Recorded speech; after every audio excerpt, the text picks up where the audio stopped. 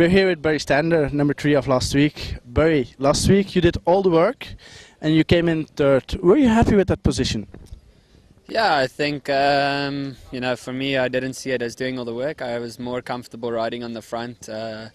Could ride my own pace. It was quite a technical course, lots of corners, lots of accelerating. So in that perspective, it was almost easier to sit in the front. You didn't slow as much in the corners and you didn't have to accelerate as hard. So from that point, I felt I rode good. And yeah, third place. I was unlucky to make some mistakes at the end, and I thought long and hard about it this week, and hopefully we can do much better this weekend. It's a total other course here, it's a new track. What are you thinking of the track?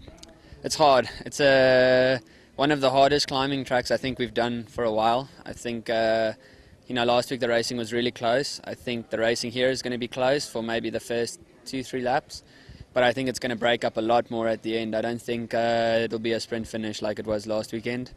You're definitely gonna have to have good legs tomorrow. There's no hiding. There's no way to recover. It's a really hard, demanding racetrack. You have several places where there are steep climbs, but on which place maybe expect Burry to attack? I think it's always hard to tell. It's sometimes the least obvious place. That's the good place to go. So, you'll have to see maybe the first 2 laps tomorrow, see how everyone else is riding, see if anyone's got any weak spots where they're not riding so well, and maybe you can exploit that. I think it's hard to go into the race with a definite strategy. I think the most important thing is just to get a really good start and be in the front group early on, and then from there play it as the race goes.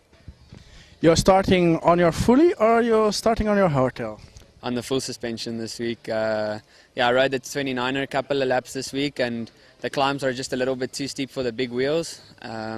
It's not possible to keep your momentum as much as you need to on the 29er. So this week I'm back on the Epic. I'm comfortable with it. It's my race bike, for the last year and a half. So it's the trusty one, and I'm feeling very comfortable. We got awesome tires, new tires that we are riding on, and they really seem to work well on this track. So I'm very excited.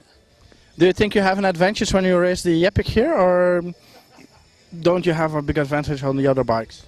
I think for sure you have a bit of an advantage. Obviously there's no such thing as a bad bike out there. There's a lot of guys on good bikes, but it's really light. I think if you compare it to all the other full suspensions, we probably have the lightest bike.